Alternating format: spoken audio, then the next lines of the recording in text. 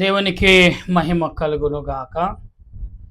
ప్రభు పేరట మీ అందరికి వందనాలు, శుభాలు. మరణాత బాగున్నారా? మీ అందరూ క్షేమముగా ఉన్నారని తలంచుచు మన ప్రభువును రక్షకుడైన యేసుక్రీస్తు యొక్క దివ్యమైన నామమున శుభాలు తెలియపరుస్తున్నాను. ఈ దినము పాఠము కొరకు ప్రార్థన చేసుకుందాం. ప్రార్థన. సర్వోన్నతుడా, సర్వాధికారి అయిన మా దేవా, నీకు వందనాలు, స్తోత్రాలు తండ్రి. సమయములో ప్రభా, నీ దీనదాసుడిని నేను నీ లేఖనమును చేత పట్టుకుని ప్రభా నీ ఎదుట చేరి నిన్ను స్తుతిస్తుండగా మా స్తుతులు అంగీకరించి నీ ఆత్మతో నింపి బలపరిచి నీ ఆలోచన ప్రకారంగా మమ్మల్ని సిద్ధపరిచి నీ మహిమ చేత బలపరిచి నడిపించమని మీరును మా తండ్రి గారును పరిశుద్ధులు, దేవదూతులు, సిరేబులు, కరేబులు, 24 పెద్దలు, 4 జీవుల యొక్క 12 ఆత్మలకు ఆదరణ తోడుగాను రక్షణగాను మేలుకరంగా ఆశీర్వాదగా ఉంచి మహిమ పొందమని ప్రభువును రక్షకుడైన యేసుక్రీస్తు యొక్క దివ్యమైన నామమును అడుగుచు ప్రార్థన చేయుచున్నాను పరమ తండ్రి. ఆమేన్. మన తండ్రి అయిన దేవుని సన్నిధి సదా తోడుగా ఉండి ముందుకు నడిపించును గాక. ఆమేన్. ప్రభునందు ప్రియా దేవుని బిడ్డలారా, ఈ సమయంలో మరొకసారి దేవుని యొక్క పాదముల ఎదుట చేరి ప్రార్థించుటకు దేవుడు మనకు గొప్ప అవకాశం ఇచ్చారు. అందుబట్టి దేవదేవునికి కృతజ్ఞతాస్తుతులు చెల్లించేవారమై ఉన్నాము. అయితే ఈరోజు పాఠముగా దేవుడు మనకిచ్చుచున్న రోమాపత్రిక 3వ అధ్యాయము 1వ వచనం కంటే మనం చదువుతున్నప్పుడు దేవుడు అనేకమైన విషయాల్లో ఏ రకంగా మనల్ని నడిపిస్తున్నారు. ఇక్కడ వాతావరణము పద్ధతిని చూసుకుంటే 170 సంవత్సరాల కిందట ఒకసారి ఇలాగే జరిగిందని చరిత్ర ఉందని ఆ చరిత్ర చదివి వినిపిస్తున్నారు. ఎందుకంటే ప్రకృతి ప్రజల మీద తిరగబడితే ఎలాగుంటుంది, మరి సుమారు 3 ఏళ్ళ నుంచి ఇలాగే ఉందంట. అర్ధవారం అని బైబిల్ ప్రకటన గ్రంథంలో రాయబడినట్టుగా అర్ధవారము ఎలాగైతే చెప్పబడిందో బైబిల్ గ్రంథములో, అనగా 3 వారములు, 3 యొక్క లేదా 6 సంవత్సరాలు అనేది ఇది కూడా మనం గమనించాలి. అర్ధవారం అంటే నెలలో, మరి చూడండి ప్రియులారా, నెలలో అర్ధవారము అనేది మనకు ఎలాగ లెక్కేసుకుంటామో అలాగే 6 సంవత్సరాలు అనగా ఎలాగే కనబడుతుంది. 6వ సంవత్సరం కరోనా 2019లో వచ్చింది.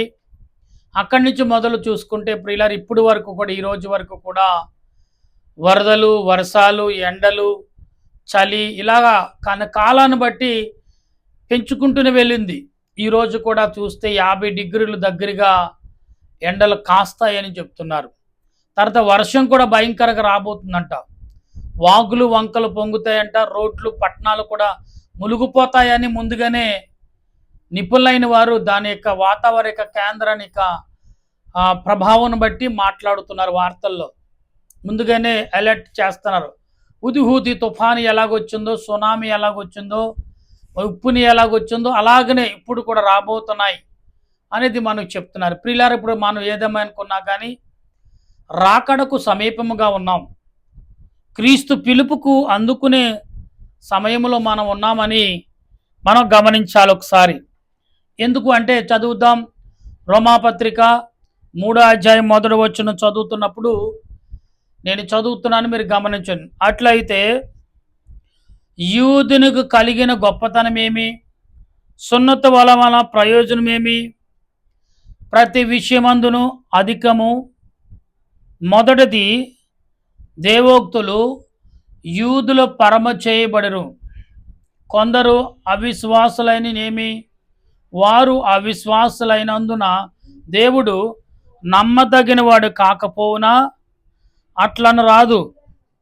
నీ మాటలలో నీవు నీతిమంతుడుగా తీర్చబడినట్లు, నీవు వ్యాజ్యమాడు అన్నప్పుడు గెలిచినట్లు అని రాయబడిన ప్రకారము ప్రతి మనుషుడును అబద్ధకుడగును గాని దేవుడు సత్యవంతుడు కాక తీరడు. అంటే ఇక్కడ మనం గమనించాలి ఒకసారి. దేవుడు తీర్పు తీర్చుడు కూడి అంటున్నాడు. తీర్పు తీర్చినప్పుడు అపోస్తలుడైన పౌలు ఇక మరి రోమా సంఘానికి, రోమా పట్టణానికి రాస్తున్న ఉత్తరం ఎంత భయంకరంగా ఉందంటే, ఇది మరలా చదువుతున్నాను, మొదటి నుంచి మీరు గమనించండి ఒకసారి. మొదటి అధ్యాయము అంటే 3వ అధ్యాయం మొదటి వచనం. అట్లయితే యూదునికి కలిగిన గొప్పతనమేమి? క్రైస్తవుడని చెప్పుకునేవాడు అన్యుడని చెప్పుకునేవాడైతే గొప్పతనం ఏముంది అందులో? మనుషులుగా మీరు ఏర్పరచుకున్న విధానాన్ని బట్టి మీరు చెప్తున్నారు, దాంట్లో గొప్పతనం ఏముంది? అది నిజమే. అయితే ఇంకొక మాట, సున్నతి వలన ప్రయోజనమేమి? సున్నతి వలన ప్రయోజనమేమి? ప్రతి విషయము వలన అధికముగా కనపడుతుంది. ప్రతి విషయము కూడా భూతద్దంలా కనపడుతుందంట మనకి. దాని రకంగా ఆలోచిస్తున్నాం కానీ భూతద్దంగానే కనపడుతుంది. చిన్నదాన్ని భూతద్దంలో పెట్టండి. బంగారము తయారు చేసాడు, వజ్రాలు తయారు చేసి దాన్ని అతికేటప్పుడు కంటికి భూతద్దం పెట్టుకుంటారు. చాలా వాచ్లు రిపేర్ చేసినప్పుడు కూడా భూతద్దం పెట్టుకుని, ఎందుకంటే వస్తువు పెద్దగా కనపడుతుంది కాబట్టి వాళ్ళకి. ప్రియులారా గమనించండి, ఇక్కడ గొప్పదేముంది, ఇందులో గొప్పతనం ఏముంది అని అడుగుతున్నాడు. అయితే మరి 2వ వచనంలో మొదటిది, దేవోక్తులు యూదులో పరమ చేయబడిను, కొందరు అవిశ్వాసులైన ఏమి? వారు అవిశ్వాసులైనందున దేవుడు నమ్మదగినవాడు కాకపోవునా అట్లా అనరాదు. ఇక్కడ ఏమంటున్నారు? విశ్వాసంతో ఉన్నా విశ్వాసం లేకపోయినా దేవుడు కాకుండా పోవునా? మీరు అలా అనుకోకండి. దేవుడు విశ్వాసులకేనా, మరి విన్నవాళ్ళు కాదా? ఇక్కడ మానవులని ప్రభువుని ఎరిగిన వారిని ఒక గుంపుగా చేశాడు, ప్రభువుని ఎరగని సాతానుకు లోపడిన వారు ఒక గుంపుగా చేశారు. వాళ్ళు ఎవరంటే అన్యులు అని అంటాడు. అన్యులు అని ముద్ర, అన్యులు అని ఒక పేరుని వారికి తొలగించి పక్కన పెట్టాడు. క్రైస్తవుడు అనే మాటకు విశ్వాసుడు, దేవుని యొక్క పనివాడు అన్నప్పుడుకు ప్రార్థనాపరుడుగా నెరవేర్చేవాడని ఇక్కడ లేఖనం చెప్తుంది. ఇక్కడ నీ మాటలలో నీవు నీతిమంతుడుగా తీర్చబడినట్లు నీవు వ్యాజ్యమాడినప్పుడు, ఇక్కడ నీ మాటల్లో నీతి అనేది ఉండాలి. నువ్వు నీతి కొరకు ప్రయాసపడుతున్నావు, 1-2 సార్లు రెట్టించితే దాంట్లో నీతి అని నిజం అనేది ఉంటే రెట్టించవచ్చు. నీతిని బయటికి తిట్టి నిజాన్ని బయటికి తిట్టాక ఏం చేస్తారు? నేను పదే చెప్తున్నాను. కోర్టులోకి వెళ్ళినప్పుడు లాయర్ గారు మరొక లాయర్ గారు నిజాన్ని, జడ్జి గారు నిజాన్ని నోటులో మానవ యొక్క మనసుల్లో నుంచి నిజాన్ని ఎప్పుడు చెప్తాడా? యథార్థంగా చెప్తాడా?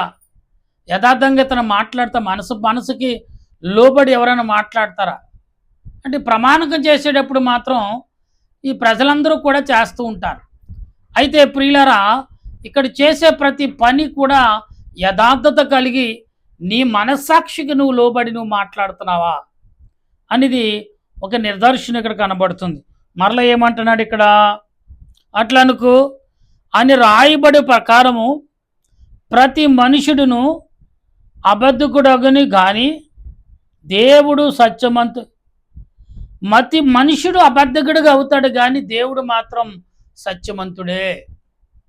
దేవుడు రూపం కలిగిన మనుషుడు అబద్ధకుడే అయిపోతాడు. అబద్ధకుడిగా వాడు ఏదైతే ఈ లోకంలో అలంకరించుకుంటున్నారో అదేలో నీ లోకంలో నీవు దేవుని దగ్గరికి రాకుండా చేరకుండా చేస్తుంది.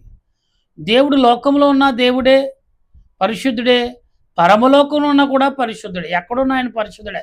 అందుకే ఆయన పాపము అంటదు. పాపములో ఉన్నా కానీ పాపం ఆయన దగ్గరికి రాదు. అందుకే పాపములో ఉన్న దురాత్ములు యేసుప్రభుని చూడగానే ఏమన్నారు?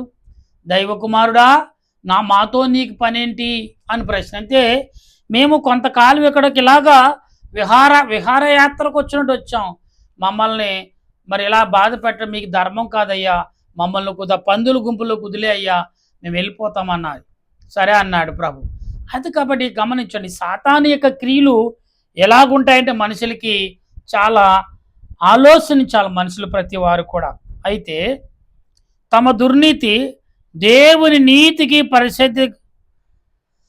మన దుర్నీతి దేవునికి ప్రసిద్ధి కలగజేసినందుకు ఏమందుము అంటే మన మాట తీరు, మన చేతుల పనులు, మన ఆలోచన క్రియలు దేవునికి అవమానకరంగా ఉన్నప్పుడు మనం ఏమందుము? పర్లేదు దేవుడు చూసి వచ్చాడేంటి అనుకుంటున్నావా? పర్లేదులే దేవుడు క్షమిస్తాడు, ఏదో ఒక రోజున దావీదులాగా నేను క్షమాపణ కోరేసుకుంటాను అనుకుంటున్నారేమో. దావీదు కంటే దేవుడు ఏర్పరచుకున్నాడు, మమ్మల్ని కూడా ఏర్పరచుకున్నాడు కదా. మేము ఆయన రూపం కలిగిన వారేం కదా. ఆయన బుద్ధి, ఆయన ఆలోచన, ఆయన క్రియలు, ఆయన కాళ్ళు చేతులు, ఆయన అన్నీ మనకు ఉన్నాయి కదా, మాకు ఉన్నాయి కదా. ఇప్పుడు ఆయన మా బిడ్డలు, ఆయన బిడ్డలు కాకుండా పోతామా అని చాలామంది అనుకుంటున్నారు. కానీ అన్నీ బాగానే ఉన్నాయి, కానీ మీలో ఒకటి కొదువైంది అన్నాడు. అదేంటి? పరిశుద్ధాత్మతో నింపబడి నా రక్తము నా శరీరము మీలో ఉందనుకున్నారు, కానీ అది మీలో లేదు. ఎందుకు లేదు? సాతాను వల్ల, సాతాని క్రియల వల్ల అది తొలగిపోయింది. ఇప్పుడు మీరు సాతాని అన్యుల యొక్క గుంపులు, సాతాను గుంపులు, మీరు అపవాది సంబంధమైన గుంపులుగా ఉన్నారు అనే మాటను ఇక్కడ లేఖనం ద్వారా కనబడుతుంది. ప్రియులారా, నా సొంత మాటలు అయితే కాదండి ఇవి. దేవుడు అపోస్తలుడైన పౌలు కొలింది రోమా సంఘానికి ఏ హెచ్చరిక, మీరు ఎలాగున్నారు, దేవుడు ఎలాగున్నారని మీరు తలంచుచున్నాడు, మీరు ఎలాగున్నారు, లేకపోతే మీ భావం ఎలాగుందని ఆయన చెప్తున్నాడు. కాబట్టి మీరు దాన్ని గ్రహించి మీరు మారితే మంచిదే. మీరు మారలేదనుకోండి, మనకి ఇక్కడ 2 పట్టణాలు ప్రభువు చూపించాడు. ఒకటి సొదొమ పట్టణము, 2 నినివే పట్టణం. నినివే పట్టణం ప్రజలు క్షమాపణ పొంది మరలా ఆశీర్వాదం సంపాదించుకున్నారు. కానీ సొదొమ పట్టణం ప్రజలు మరి దేవుని యందు పశ్చాత్తాపం లేదు, పైగా ఇంకా కఠినంగా ప్రవర్తించారు. కాబట్టి వాళ్ళు ఎలాగైతే ఉన్నారో అలాగే ఉప్పు స్తంభాలుగా మారి వారు రాతి బొమ్మలుగా మారిపోయారు. అంటే వారు ఎందుకు పనికిరాని మట్టిగా, రాళ్లుగా మారిపోయారు. ఇప్పుడుగా ఉన్నాయని కూడా అవి. అయితే ఇక్కడ మనం గమనించాలి, ఉగ్రత చూపించే దేవుడు అన్యాయస్తుడవునా? నేను మనుష్య రీతిగా మాట్లాడుచున్నాను. ఇక్కడేమన్నాడు? దేవుడు కూడా నేను మనుష్య రీతిగా మాట్లాడుచున్నాను. మనుషులు ఎలాగైతే ఉన్నారో నేను మనుషుల యొక్క రూపాన్ని ధరించాను, నా తండ్రి యొక్క ఆజ్ఞ ద్వారా నేను అలాగే మనుషుల లోకంగానే, మనుషుల యొక్క మాట రూపంలోనే ప్రభువు కూడా మాట్లాడుతున్నారని పౌలు గారు ఇక్కడ చెప్తున్నాడు. అయితే ప్రియులారా, యేసు ప్రభు మీ దగ్గరకు వచ్చినప్పుడు మీతోనే మీ మనుషుల రూపంలోనే మాట్లాడతాడు. ఆయన మనిషిలాగానే ఆయన మీ దగ్గర మెసులుతాడు అనుకోవచ్చు. ఒక భక్తుడు అంటున్నాడు ఏమని, ప్రభువా ఇదిగో నా కోటు, అంటే చాలామంది అంటారు, ప్రభువా ఎందుకు నేను ఇక్కడికి వెళ్ళలేమో, పరలోకం వెళ్ళలేమో, ఎందుకంటే వారి క్రియలు, వారు చేసే పనులు వారి కంటికి కనపడతాయి, అర్థం వల్లే కనపడుతున్నాయి. దానికోసం నిమిత్తం ప్రతిరోజు క్షమాపణ కోరుతున్నారు, పశ్చాత్తాపం కోరుకుంటున్నారు. దేవుడు ఊహించిన రీతిగా వాళ్ళని క్షమించాడు. ఎలా క్షమించారంటే దేవుడికి భయపడుతూ లోకములో కొందరిని, పేదవారిని లేకపోతే దరిద్రుల్ని, ఇలాంటి వారికి సహాయం చేయటం, అన్నం పెట్టడం, వస్త్రాలు ఇవ్వటం, ఇలాగ చేసుకున్నప్పుడు ఒకరోజు అనుకోని రీతికి ఇతడు భూలోకంలో చనిపోతాడు, పరలోకంలో అన్నాడు, ప్రభువా నన్ను ఇక్కడికి పిలిచావంటే నేను చేసిన మహాఘోర పాపములు అంటే, లేదు నువ్వు చేసే పనుల వల్ల నువ్వు నీ పాపాలు క్షమించబడి నీకంటూ ఒక స్థలం ఏర్పరచుకున్నావు, నువ్వు తెలియకుండానే ఏర్పరచుకున్నావు. అంటే అదేంటి ప్రభు అంటే, నా పిల్లలైన వారు ఆకలి కొన్నప్పుడు నువ్వు ఆకలి తీర్చావు, నా పిల్లలైన వారు దిగంబరుగా ఉన్నప్పుడు వస్త్రాలు ఇచ్చావు, వారిని బాధలో కన్నీటిలో ఉన్నప్పుడు నువ్వు తెలియకుండా నువ్వు ఆదర్చావు. కాబట్టి నువ్వు ఇక్కడ నాతో నివసించడానికి అర్హుడు అని ప్రభు చెప్తున్నారు. కనుక ఈరోజు నీవు నేను ప్రియులారా ఏ రకంగా ఉన్నామని ఒకసారి మనం ఆలోచించినప్పుడు ప్రభు మాట్లాడే మాటలు మనం ఒకసారి, అట్లైన ఎడల దేవుడు లోకమునకు ఎట్లు తీర్పు తీర్చును, దేవునికి మహిమ కలిగినట్లు నా అసత్యము వలన దేవుని సత్యము ప్రబలన ఎడల నేనెక్కను పాపునైనట్లు తీర్పు పొందనేలా. అంటే నేను తీర్పు పొందుతున్నానని నేను పాపునే, కానీ నేను ఎలా పాపునై ఉన్నాను అది తెలుసుకోవాలి మనిషి, ప్రతి మనిషి. నేను ఒకప్పుడు మంచివాడిగా జీవించాను, ఒకప్పుడు చాలా మంచి కుటుంబం, ఇది చాలా ఉన్న స్థాయి కుటుంబం, చాలా విలువైన కుటుంబంలో జీవించారు, ఏంటి ఇలా మారిపోయారని ఎవరైనా కొత్తగా అడిగితే, ఒకప్పుడు మేము చాలా ఉన్న స్థాయిలో బ్రతికమయ్యా, మీ వల్ల, మీ నాన్నగారి వల్ల, లేకపోతే మీ అమ్మగారి వలన మేము కొంత బలం పొందాం, అందుకే ఈ రోజున ఇలాగున్నాం, ఏంటో ఎలా మారింది, ఏం జరిగిందని అడిగినప్పుడు మొదటి ఏడుపు వస్తుంది.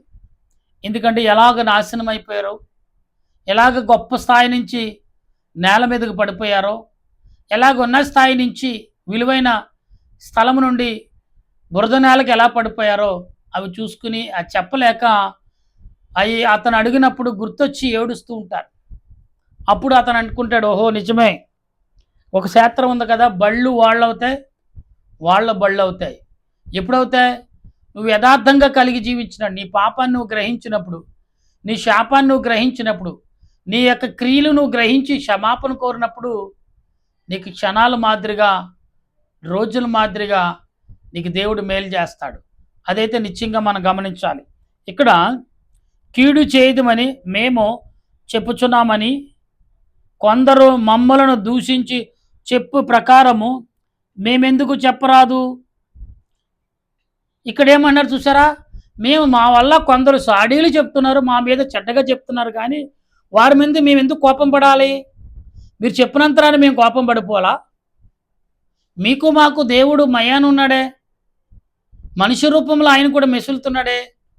ఇప్పుడు మీ మీద నేను తిరుగుబడి ఎందుకు చేయాలి? సరే తప్పే చేశాడు అనుకుందాం, అవతల వాడిని తిట్టాడు అనుకుందాం. సరే నీకు నాకు మయాన్ని నిన్ను నన్ను బలపరిచిన ఆయన ఉన్నాడా? ఆయన ఊరుకుంటాడా? ఊరుకోడు కదా. ఏదో ఒక రోజు నిన్ను అడుగుతాడు, ఎందుకు నీకు ఆవేశం అని ప్రశ్నిస్తే ఆ ప్రశ్నకి సమాధానం మన దగ్గర ఉందా? మౌనం తప్ప మరొకటి. అందుకనే ఎవరేమైనా మౌనంగా ఉండటం మంచిది మంచిది అని చెప్తున్నాడు. ఇక్కడ ఏమంటున్నారు చూడండి, ఇది న్యాయమే, అలాగైనా ఏమందును, మేము వారికంటూ శ్రేష్ఠులమా తక్కువారుమా? ఇక్కడ చూడండి, తక్కువారమా శ్రేష్ఠులు గొప్పవారమా అనే రీతిలో మాట్లాడుతున్నారు. అప్పుడు ఉంది, ఇప్పుడు ఉంది. మేము వారికంటే తక్కువారమా, మేము కుల తక్కువమా, జాతి తక్కువమా, ఇలాంటి మాటలు మాట్లాడే మనుషులారా, అప్పుడు ఉన్నది ఇప్పుడు ఉంది. పపుస్తున్న పౌలు అంటున్నాడు, ఏమని అంటున్నాడు? అప్పుడు ఏమాత్రము కాము, యూదులేమి క్రీస్తు దేశస్థులేమి అందరూ పాపమునకు లోనై ఉన్నారని. అంటే ఇక్కడ గొప్పవారును దరిద్రులు లేనివారు ఉన్నవారు, మేము మంచి రాజుల కుటుంబంలో పుట్టాం, గొప్పవారు పుట్టాం, ప్రభు యొక్క వంశంలో పుట్టామంటే ఎవరి సంబంధం లేదు, అందరూ పాపులై ఉన్నారు.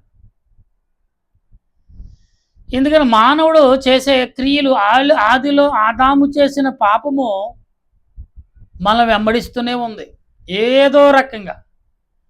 సర్లేని శేషు ప్రభు ఏదోను తోటలోంచి ఆదాము అవన గెంటేసిన సాతానుగడు వారు వెంకే నడుస్తున్నాడు. అందుకనే నరుడి యొక్క పాదములంట సర్పము చాలా గుర్తుపట్టుకుంటుందంట. పగపట్టిన వాడి యొక్క కాళ్ళు యొక్క వాసన సర్పం ఎంత దూరమైనా సరే ప్రయాణం చేద్దాం, తన కక్ష కడితే మాత్రం సర్పం విడిచిపెడతాను. ఈ పాదాల యొక్క వాసన పసిగట్టి వస్తాయి. అందుకనే చాలామంది చెప్తారు, నీ ఊరంతా ఊర్లో బయటకు ఎన్ని మార్లు వెళ్ళినా ఇంటిలో ప్రవేశించండి, ఊరు బయట కాళ్ళు దులుపుకోవాలి లేదా కాళ్ళు కడుక్కొని ఇంట్లోకి రావాలి అంటారు. ఎందుకంటే ఆ ఇంటి యొక్క నువ్వు చేసిన యొక్క పాప యొక్క కాళ్ళ దుమ్ము ద్వారా వచ్చిన ఆ పాపము ఇంటి బయటే ఉంటుంది, లోపలికి రాకటకు ప్రయాణం లేదు. కాబట్టి అదిగానే ఏదోను తోటలోకి సాతానుగాడు రావటానికి అవకాశం లేనప్పుడు కూడా చోటిస్తా ఏం కాదులే, ఏమవుతుంది, అలాగొస్తే రా చూద్దాం ఏమవుతుందో అనే రీతిలో ప్రయత్నం చేశాడు. కాబట్టి ఆదాము అవ్వ ఇవాళ ఏం చేశారు? నిత్యము వేదన, బాధ, శోధన. ఎన్ని సంవత్సరాలు వారు ఏదోను తోటలో, ఎన్ని ఏళ్ళలో, ఎన్ని తరాలు వాళ్ళు అక్కడ జీవించారు. కానీ శపించబడిన తర్వాత రోజులు ఏదోను తోటలోంచి వారు బయటపడి వారు ఏం చేయబడ్డారు? వారు బయటికి నెట్టబడిన తర్వాత రోజులు లెక్క వేయబడాయి. అంతకుముందు ఎన్ని రోజులు, ఎన్నేళ్లు గడిచిపోయిందో ఏదోను తోట సృష్టించి మొదలుకొని. కొన్ని యుగాలు గడిచిందని చరిత్రకారులు చెప్తున్నారు, వింటున్నాం. నా ప్రియ దేవుని బిడ్డలారా, మరొక మాట, శిక్షారోపణ చేసి ఉన్నాం. ఇందుని గురించి రాయబడింది ఏమనగా, నీతిమంతుడు లేడు, ఒక్కడును లేడు, గ్రహించువాడు ఎవడూ లేడు, దేవుని ఎతుకువాడు ఎవడును లేడు, అందరూ త్రోవ తప్పి ఏకముగా పనికిమాలిన వారై మేలు చేయవాడు లేడు, ఒక్కడైనా లేడు. వారి గొంతుక చూడండి, వారి గొంతుకంట ఎలాంటిదంట, ఒక వారం లేదా 2 నెలలు 3 నెలలు పాతి పెట్టిన మనిషిని తీస్తే ఎలాగుంటుందో అలా ఉంటుందండి వారి నోరు. వారి గొంతుక ఏమండి తెరిచిన సమాధి వలె ఉంటుందంట. చూసి ఎంత దుర్మార్గంగా ఈ మాటలు ఉన్నాయో. మనం చేసే పనులు మరలా చదువుతున్నాను. తప్పి ఏకమ్మగా పనికిమాలిన వారంటే ఏదో బూతు మాట అనుకున్నారు, కానీ ఇక్కడ ఏమన్నాడు దేవుడు? పాపము చేసిన వాడిని, పాపక్రియలు ఉన్న వారిని ఎలా అంటాడు? వీరు పనికిమాలి వారు అంటున్నాడు. అంటే పరలోకంలో చేరేటకు అర్హత లేని వారు, పరలోకంలో జీవించుటకు యోగ్యత లేని వారు, పరలోకంలో నివసించుటకు వీళ్ళు సరైన వారు కారు అని ఇక్కడ ప్రభు చెప్తున్నాడు ప్రియులారా. అయితే కాబట్టి ఇక్కడ మనం గమనించినప్పుడు దేవుడు మాట్లాడిన మాటలు ఈ 13 వచనాల్లో చక్కటి మాటలు. అంటే మనము దేవుని ఎడల ఎలా నడుచుకోవాలి? ఆయన రూపం కలిగి ఉన్నాం, ఆయన తలంపులు కలుగుని మనకి ఏమైనా నడుస్తుంది. దావీదు వలె క్షమాపణ పొందితే సరిపోద్ది అనుకుంటున్నారేమో. ఇక్కడ ఏమన్నారు? మీ నోరంట, మీ మీ యొక్క మనసు అంట ఎలా ఉందంట? సమాధి తెరిస్తే ఏమొస్తుంది? కంపు వస్తుంది. వికారమైన భయంకరమైన దేహము కుళ్ళిపోయి ఉంటుంది, పురుగులు పట్టి. అటువంటిది మన నోరు కూడా, మన శరీరం కూడా ఉంటుందంట. దేవుడు ఎలా ఎందుకు పోల్చాడు అలాగా మనల్ని? మన మాట తీరు, మన క్రియలు అంత భయంకరంగా ఉన్నాయా? ఒకసారి మీ అంతటి మీరు అద్దం దగ్గరికి వెళ్ళి ఒకసారి చూసుకోండి. మీ అంతటి మీరు అద్దం ముందుకు వెళ్ళి ఒకసారి పరీక్షించుకోండి. మీ పరిస్థితి దేవుడు ఏ రకంగా పోలుస్తున్నాడు? దేవుడు ఎందుకు పోల్చ వచ్చేసింది ఇలాగా? దేవుడు ఎందుకు పోల్చాడు అసలే అని ఒకసారి ఆలోచిస్తే దానికి ఆన్సర్ మీకు దొరుకుతుంది. అటువంటి ఆదరణ దేవుడు మనందరికి అందించును గాక. ఆమేన్. ప్రార్థన చేసుకుందాం. ప్రేమగల మా ప్రభువా, నీ కొందనాలు, స్తోత్రాలు. 20 నిమిషాలు ఈ మాటలు నీ వాక్యము ద్వారా నిజమే ప్రభా, మేము ఎలా జీవిస్తున్నామో, ఎలాగో నడుస్తామో, మన అపోస్తలుడైన పౌలు రోమా సంఘాన్ని మీరు ఎలాగున్నారు, దేవుడు ఎలాగ అనుకుంటున్నాడు, మీ పరిస్థితులు మార్చుకుంటారా? సొదొమ పట్టణ ప్రజల వలె నాశనం అయిపోతారా? నిలువే పట్టణ ప్రజల వలె మీరు పశ్చాత్తాపడి మీ పాపాలు కడుక్కునే అవకాశం మీరు పొందుతారా? లేదు, సొదొమ పట్టణ ప్రజల వలె మేము ఇంకా ఘోరమైన పాపములు పడి అనేకమైన ఘోరమైన పాపములు చేసి దేవునికి ఆయాసమును కోపము పుట్టించే మనుషులుగా మేము జీవిస్తామని అనుకుంటున్నారేమో ప్రియులారా. కానీ దేవుడు అంటున్నాడు, మీరు నా పిల్లలు, కానీ మీరు చేసేది మంచిది కాదని ప్రభువే గద్దిస్తున్నారు. అటువంటి గద్దింపుకు లోబడి ప్రార్థించే కృపను ఈ రాత్రి కాలంలో దేవుడు మనందరికి అందించి, మనమే కాదు ఇప్పుడు మొదటిసారి నేను స్టార్టింగ్లో చెప్పినట్టుగా వాతావరణం చాలా భయంకరంగా రాబోతున్నాడు. 170 సంవత్సరాలు ఏందంట ఈ వాతావరణం వచ్చి, మరలా మరి ఇప్పుడు వస్తుందంట అంత భయంకరమైన. ఇప్పుడు ఎండలు, తర్వాత తుఫానులు, వర్షాలు, వాగులు, ఉరుములు, మెరుపులు చాలా ప్రమాదకరంగా ఉంటుందంట. మరి చెట్లు, గాలి దుమ్ము సుమారు 300 కిలోమీటర్ల వేగంతో గాలిలు వేస్తాయని, మనుషులు కూడా ఎగిరిపోతారని, చాలా భయంకరమైన పరిస్థితి వస్తుందని ప్రభువా ఇదిగో వాతావరణ కేంద్ర వారు చెప్తూనే ఉన్నారు. ప్రభువా సుమారు అర్ధవారం అంటే మరి నాయన ఎన్ని వారములు? 6 వారములు నెలలో తండ్రి, సంవత్సరంలో లేకపోతే వారములు, రోజుల్లో. అర్ధవారం అంటే 3 రోజులు. అలాంటి లెక్కేసుకోవాలా? ఏ రకంగా లెక్కేసుకోవాలి ప్రభా? కనుక నీ ఆలోచనతో మేమందరం ఉండి ప్రార్థించే కృపను, స్తుతించే కృపను, గణపరిచే కృప మా అందరికి అందించి బలపరచు, నడిపించమని, నీ ఆలోచనతో సిద్ధపరిచి ఆదరించమని, నీ సన్నిధి కాపుదల మా అందరకు దయచేయమని. నాయన వడగాలుపులు వేస్తున్నాయి, మరి పశువులు అయితే చెప్పలేవు, నోరు లేని జీవులు చెప్పలేవు, ఎగిరే పక్షులు కూడా చెప్పలేవు, నీళ్లు కూడా లేని స్థలాలు ఉన్నాయి తండ్రి. చెరువులు, గుంటలు, కాలువలు అన్నీ కూడా ఎండిపోయినాయి ప్రభా, నీళ్ళు ఎక్కడా లేవు. వర్షాకాలం, శీతాకాలం మరి నాయన కాలువలు, నదులు, వాగులు, వంకలు పొంగుతుంటే ఉంటాయి. కానీ ఇప్పుడు ఎండాకాలం మరి సూర్యుడు బగబగమని కాలుతున్నాడు తండ్రి ప్రభా. 48 డిగ్రీలు ఎండతో మరి నాయన శరీరం పేలిపోయినట్టుగా ప్రజలు బ్రతుకుతున్నారు. వీటన్నిటిని తప్పించి నీ బిడలైన వారికి రక్షణ ఆదరణ కలగజేసి నీ ఆశీర్వాదం మేలుతో నింపి, పరిశుద్ధాత్ముడా ఆనాడు ఇశ్రాయేలు ప్రజలకు పగటకాల మేఘస్తంభంగాను, రాత్రికాల ఎలుగు స్తంభంగాను, దురాత్మ శక్తులు వారికి దగ్గరికి రాకుండా భూమిని, ఆకాశమును సర్వము, గాలి, నీరు అన్నీ నీ స్వాధీనములో ఉంచుకుని నీ బిడలైన వారికి అనుకూలంగా మార్చిన దేవుడవు. ఇప్పుడు కూడా నీ బిడలైన వారికి అనేకులకు నీ వాక్యము ద్వారా అపోస్తుడైన పౌలు, అలాగే బైబిల్ గ్రంథము ద్వారా మనస్సాక్షి ద్వారా నడిచి ప్రార్థించి స్తుతించే భాగ్యం దయచేయమని ఈ ఉదయ కాలమును ఇప్పటి వరకు తోడుగా ఉండి ఈ సాయంకాల పూట మేమందరము నీ ఎదుటకు వచ్చి ప్రార్థించే భాగ్యము, స్తుతించే భాగ్యం, కొనియాడే భాగ్యం, ఆరాధించే భాగ్యం తండ్రి అని మా కంఠస్వరం నీకు వినపడించినట్లు నిన్ను స్తుతించే భాగ్యం మాకు దయచేసిన మా ప్రభువును రక్షకుడైన యేసుక్రీస్తు యొక్క దివ్యమైన నామమును అడుగుచున్నాను పరమ తండ్రి, ఆమేన్. పరలోక మా పరమ తండ్రి నామమును పరిశుద్ధపరచునగాక, నీ రాజ్యం వచ్చునుగాక, నీ చిత్తం పరలోకమందు నెరవేరినట్లు భూమి యందు నెరవేరిన గాక. మానవుడు మాకు దయచేయం. మన ప్రార్థన చేసిన వారు క్షమించిన ప్రకారం మా ప్రార్థన క్షమించము, శోధనకి కింద తప్పించము, రాజ్యము, శక్తి, మహిమా నిరంతర నీవు నావు తండ్రి, ఆమేన్. ఏసరత్మే జయం అపాగులేం, ప్రవేశరత్మే జయం అపాగులేము, ప్రవేశ సంపూర్ణ విజయం అపాధకరంతగా లాశనం. హల్లెలూయా, హల్లెలూయా, స్తోత్రం, స్తోత్రం, ఆమేన్, ఆమేన్. మన తండ్రి అయిన దేవుని ప్రేమ, త్రియేక దేవుని కృప, పరిశుద్ధాత్మిక అనేక జీవితం ఇప్పుడు ఎల్లప్పుడు సదా తోడుగా ఉండి ఆయన రాకడకు సిద్ధపరచును గాక. ఆమేన్, ఆమేన్, ఆమేన్. మీ అందరికి వందనాలు. మరణాతా.